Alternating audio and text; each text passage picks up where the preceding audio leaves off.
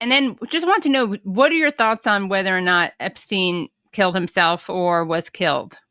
There were a lot of anomalies that night, but I try. I think it's kind of a red herring. I try not to focus on it because the important thing is getting justice for the victims.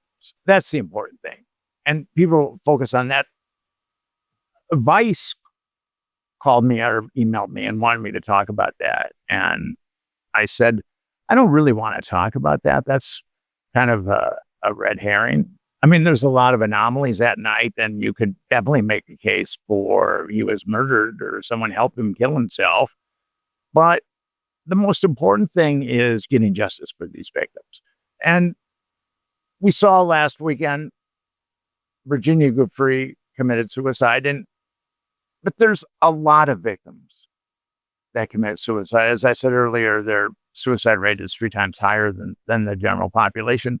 And all the girls that Epstein molested over the years and his fellow perpetrators molested. I mean, think of the suicides and the psychological carnage there.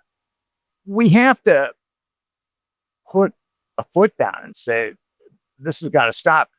I've been researching these networks for 23 years, as I said, and what I'm seeing is I've seen cover up after cover up after cover up.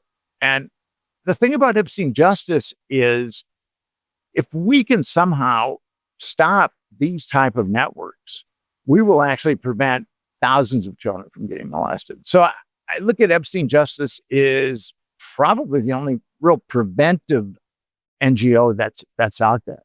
Well, thank you so much, Nick. Really appreciate talking to you. Likewise.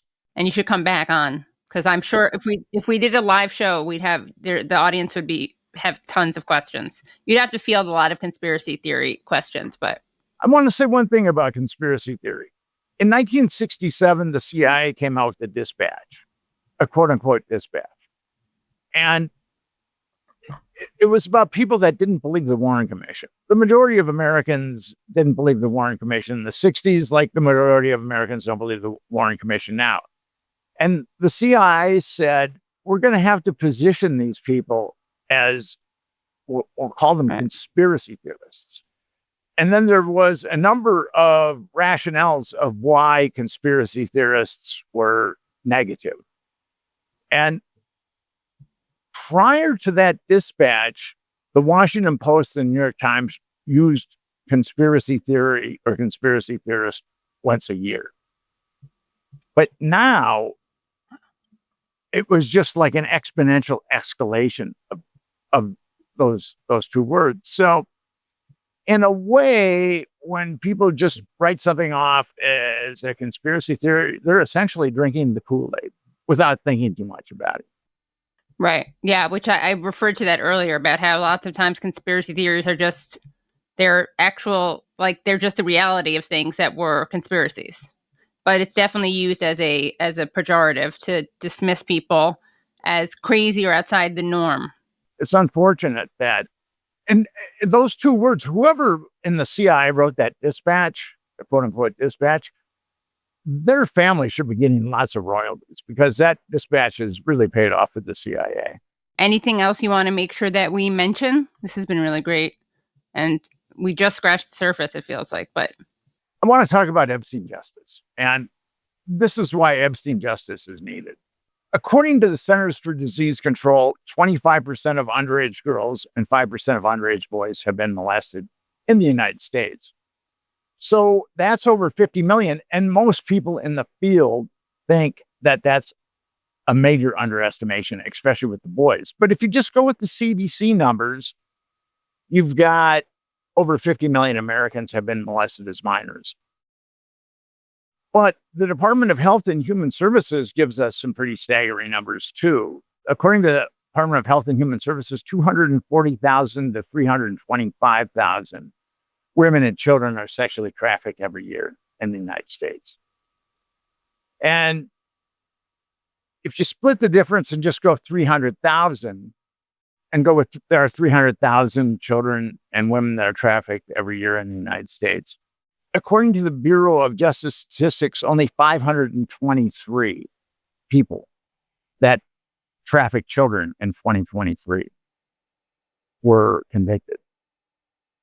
And then there's millions of hours of child rape material on the internet. Millions. And in 2023, there was 1,904 people in the United States that were convicted of producing child rape material or dispensing child rape material. And if you look at those numbers, a fraction of 1% of people that are trafficking girls and the ones that are making child rape material are ever arrested. And that's kind of very similar to the Epstein network, because only Ghislaine Maxwell went down for that. And Epstein trafficked underage girls for 25 years. There were a lot of pimps and there were a lot of perps over the course of those 25 years, and only Maxwell went down. And and she's a fraction of 1% of all the perps and pimps in the Epstein network. So with Epstein Justice, this isn't just about Epstein, it's about justice for everyone. There are millions of abuse victims out there. And how do you think that they're going to react or feel if the Department of Justice is unresponsive to the perps in the Epstein case, a proven trafficking case? That gives no hope to a lot of victims that have been abused. And that's another reason why Epstein Justice is so important. Survivors in the United States, the millions of survivors in the United States who will never see justice, should see justice here so that can give them hope so they can come forward. We'll definitely link to that, to your website. Are you working on anything besides, the work you're doing at the organization is very important. Are you working on another book? I was writing an article today about Virginia Giuffre. Oh, nice. And I really want to get an article out there about her because there's been so much misinformation. People are saying the Mossad murdered her, and people are saying that she is actually alive and she's with Epstein. So I want to write an article that kind of sets the record straight about Virginia, because she was a truly heroic person, and she ultimately ended up in a bad situation, and she had a tremendous amount of damage, and it's very, very tragic. Right. And I saw that you on another show, you were on a podcast, and you said, these guys can have steak every night and then they go for forbidden fruit. Sometimes that's what their thing is. They get increasingly violent. I've talked to a number of victims that have been beat up.